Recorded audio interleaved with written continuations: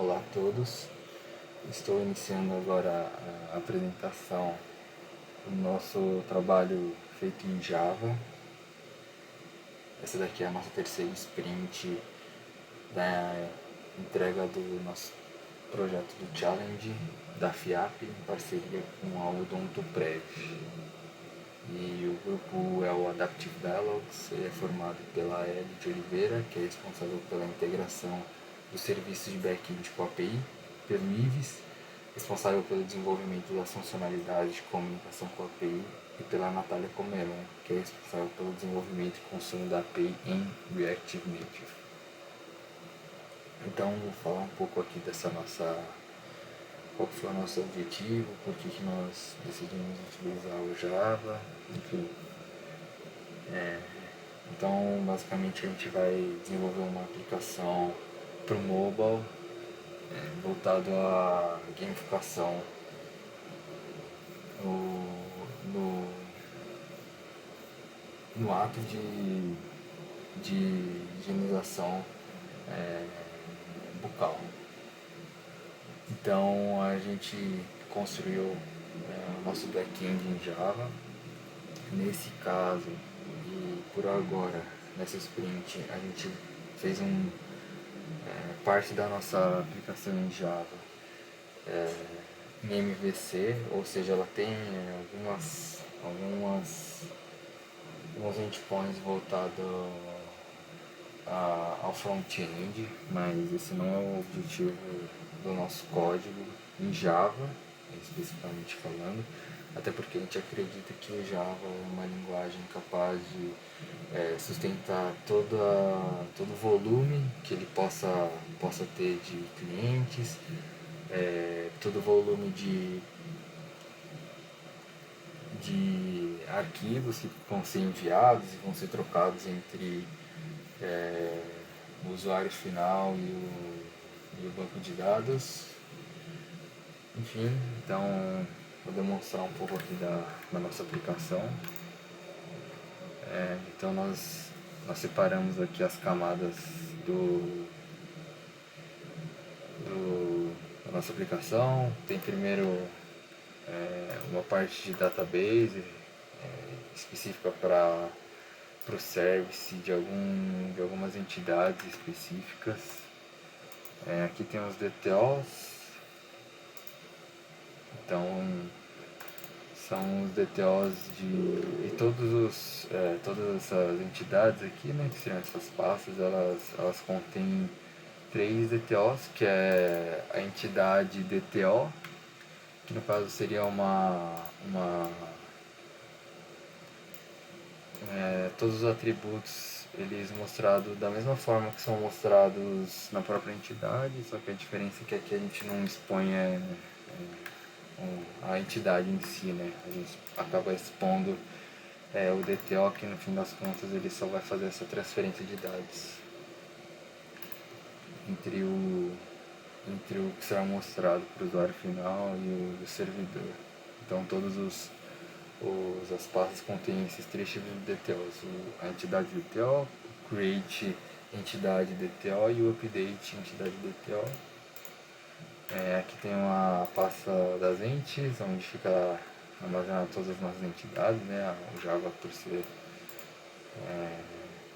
uma linguagem voltada à programação orientada a objetos, então a gente criou aqui o que seria um beneficiário, né? Então ele possui seu ID, seu nome, enfim, todas as entidades. Aqui seriam os gateways, que seriam as nossas controllers, né? Então onde a gente expõe os nossos endpoints, e dentro dessa pasta gateways tem uma pasta de MVC voltado para endpoints específicos do MVC. Infra, então aqui no Infra temos algumas configurações, nesse caso do Swagger, Mappers, uma parte bastante importante. Então aqui a gente faz como eu falei, a gente tem os DTOs, né? Só que o DTO ele não entende que o atributo ID dele é necessariamente o atributo ID do beneficiário. Ou seja, o Mapper serve exatamente para isso. O Mapper, ele, de uma forma, explicando bem por cima, o Mapper ele fala, ó, beneficiário entidade, o ID, esse seu ID é a mesma coisa que o ID do beneficiário do ETO, por exemplo. Então, bastante importante aqui os mappers, os repositories. Então é aqui que a gente traça a nossa comunicação com o banco de dados e os nossos use cases. Então dentro dos use cases a gente tem as interfaces dele, onde aqui a gente coloca um contrato, né? Então dentro desse contrato a gente tem, nesse caso aqui, seis funções que elas devem ser implementadas. Então elas são implementadas aqui, nessa nossa GRPL. E dentro da use case a gente também tem uma pasta MVC voltada para services específicos do MVC. Para finalizar, aqui na pasta resources a gente tem algumas, todos os arquivos HTML são telas, são templates do nosso front-end do MVC. Então vou rodar aqui a aplicação.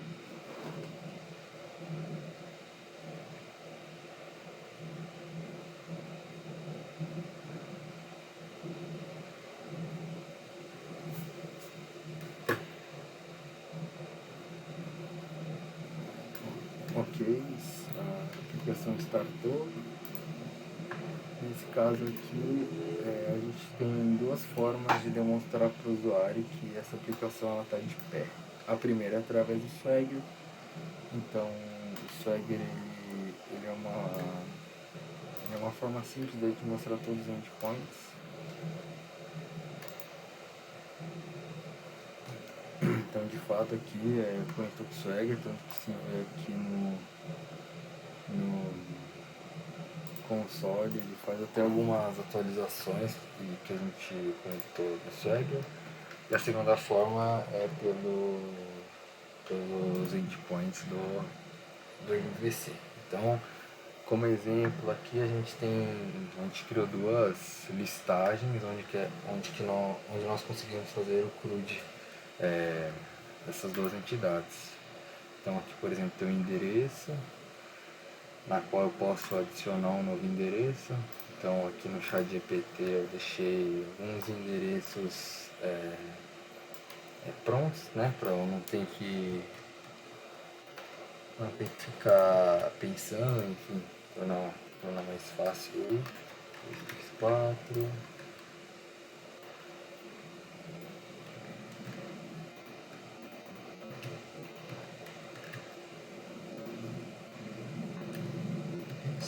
CEP.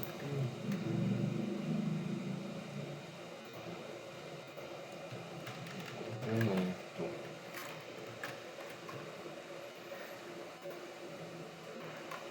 Opa. Então salvando. O endereço ele já foi cadastrado e como é possível ver no console aqui. Ah não, ele só sinaliza quando você faz uma edição, não quando você faz uma adição. Então eu fiz a adição desse endereço, eu posso ver os detalhes dele, posso editar o endereço, então ao invés de ser casa 2 eu vou colocar casa 25, salvar. E se tornou a casa 25 e eu posso excluir também.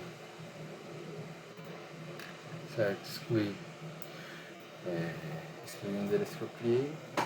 E a mesma coisa pode ser feita aqui nas empresas contratantes. Então, só para demonstrar aqui, eu vou novamente utilizar o ChatGPT aqui para gerar mais uma empresa contratante.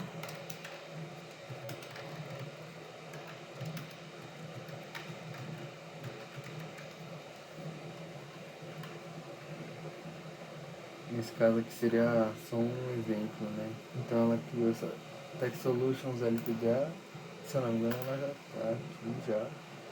Vou adicionar esse mesmo, então.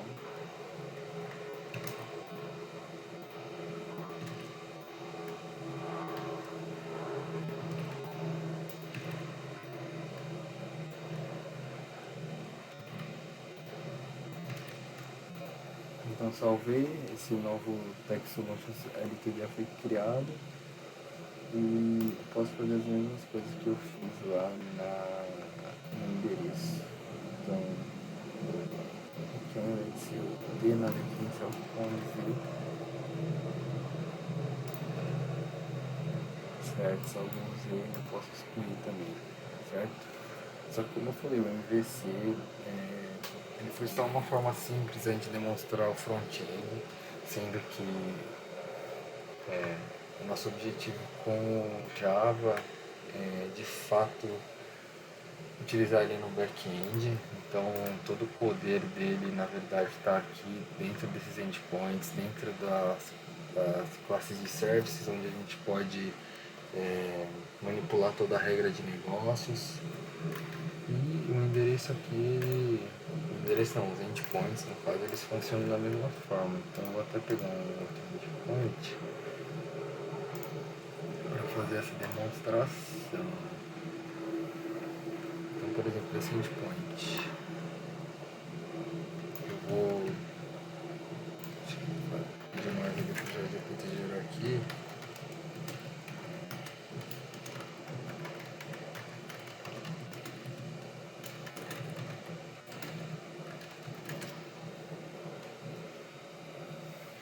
Tá, então gerou um, eu vou pegar exatamente esse, e aqui no Swagger, post, substitui, execute, correção aqui em relação ao controller.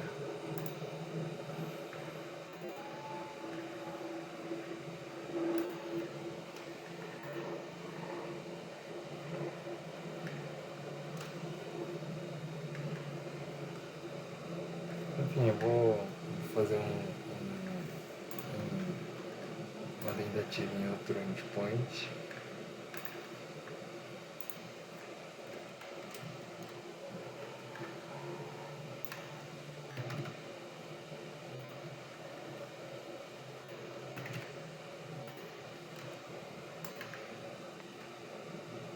Isso, então foi criado aqui o endpoint. Ou melhor, foi criado o objeto dentro desse endpoint. E no futuro breve esses endpoints eles vão ser utilizados lá